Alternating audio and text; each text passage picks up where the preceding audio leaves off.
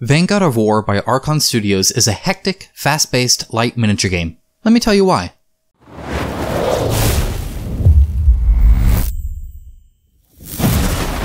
Vanguard of War is essentially a tower defense video game made into a board game, where the objective is to defend a central location from waves of enemies.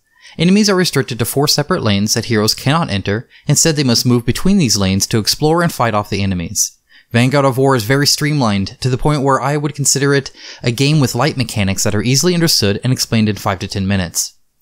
The mechanics themselves are actually quite nice. Spawning enemies is as simple as drawing a card and rolling a die, and fighting them is as simple as looking at your range, rolling the dice according to your skill or weapon used, and then counting how many dice hit over the threshold. If you somehow find time away from killing the relentless waves of enemies, you can explore the ruins and find items, weapons, and other useful tools. Eventually, you will be able to upgrade your raw hero stats or skills separately. However, you likely won't be able to do that until after Tier 1. See, Vanguard of War can be played very short, or slightly longer, with your heroes growing alongside the enemy's strength from tier to tier, culminating in the final Tier 3. This is actually fantastic, as this means you can use Vanguard of War as a quick filler game of one tier, or play all 3 for a game night. As someone who typically plays with his family, we do not always have time to play a longer game.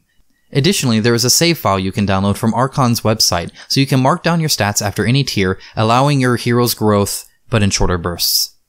Also, at later tiers, you will have both Hope and Darkness events, which can shift the game by modifying many different aspects.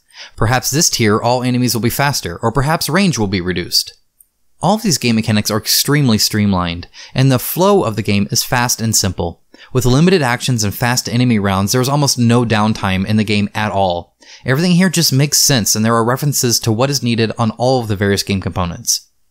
The separation of the 4 lanes, with spawns all over and limited actions, makes strategic placement and the use of skills really important to survive, even in Tier 1. However, this does not necessarily make the game deep or nuanced.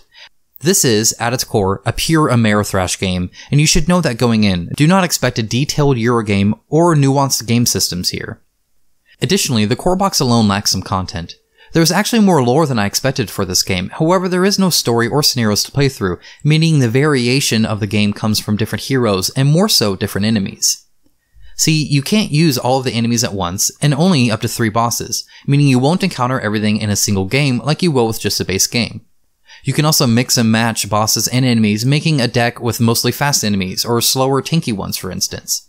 To fully enjoy Vanguard of War for multiple play sessions, you really need this. Being a Kickstarter exclusive game means plenty of extras added. The extras for Vanguard of War automatically add many new heroes and bosses and abominations, which is fantastic.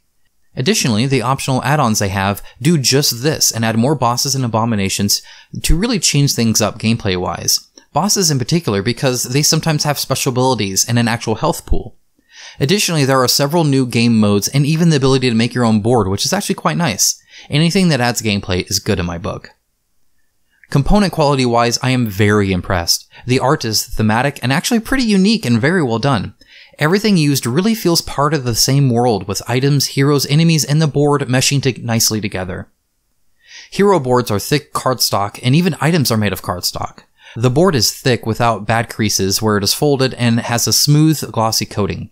The miniatures, man, the miniatures, they are top tier. Seriously, hands down some of the best miniatures I've seen, especially in a board game. They are completely made of hard, resin-like plastic with fantastic levels of detail. I am also a fan that Archon also designs with the custom base of each miniature in mind, as it allows for very dynamic poses that are not possible otherwise. Seriously, this is a miniature painter's dream.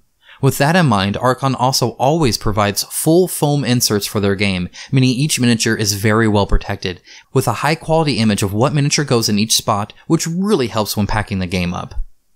The game is actually available at the time of posting with the new Heroes vs. Zombies expansion. There is a link in the description below, so check it out if you're interested. The King has spoken.